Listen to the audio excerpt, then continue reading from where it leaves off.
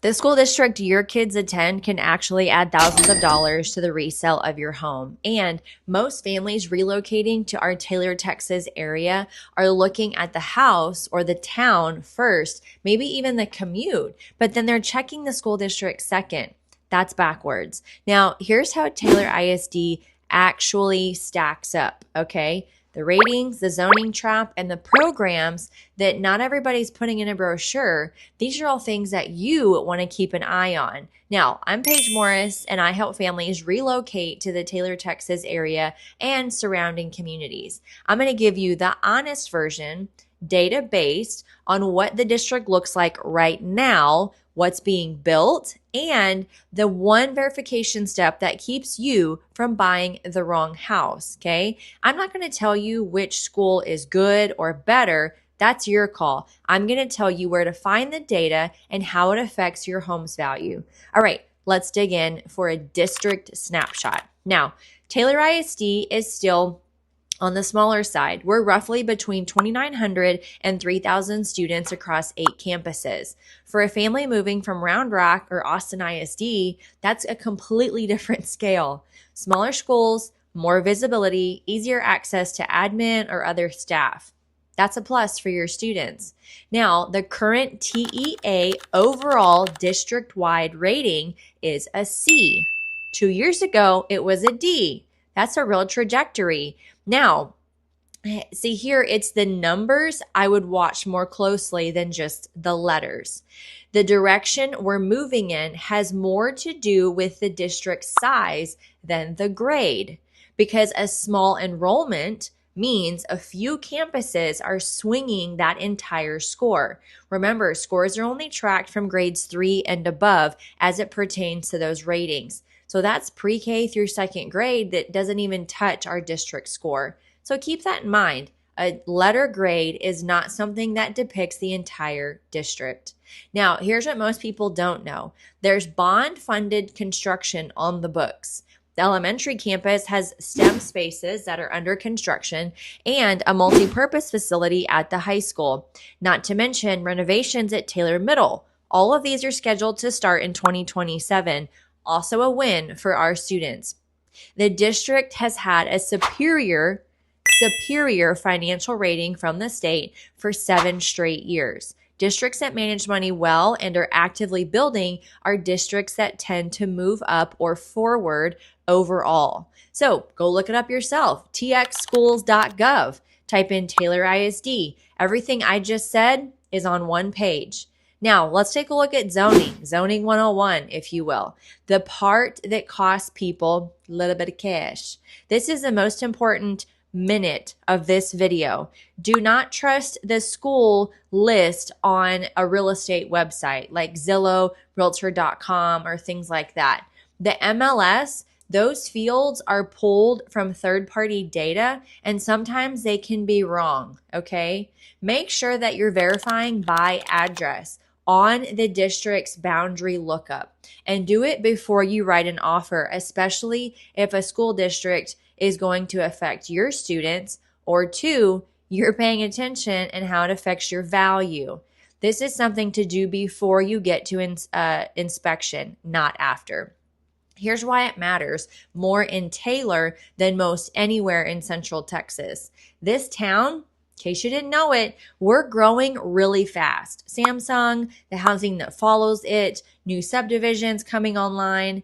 When a district adds hundreds of students, it redraws attendance boundaries.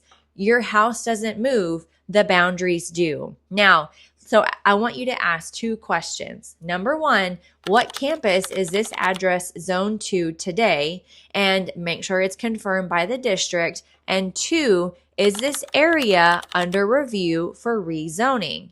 Call the district. They'll tell you. When it comes to splitting hairs between Taylor ISD, Thrall ISD, or Hutto ISD, these are things that can make a big difference. The phone call is free, and it's the highest value 10 minutes that you're going to invest in your home search. Now, let's take a look at some programs worth asking about. 3 things I'd ask about on a campus tour. Dual credit through Austin Community College or other campuses. Students can bank real college hours before graduation. Do the math on that. A year of credit is a 5-figure swing in what you'll pay for college. Let's take a look at CTE tracks. That's a big deal right now. Career and technology pathways. These are big. In a town where a semiconductor and its supply chain are becoming the economy, these programs have a direct line to local jobs. Ask which certification students can actually graduate with. And then, of course, the STEM focus. There's bond money that's going towards this. Ask where the program is today and not just where it's headed in 2027. There's boots on the grounds activities with each of these programs. If you're relocating for a technical job, these 3 answers could shape your neighborhood decision as much as the square footage does.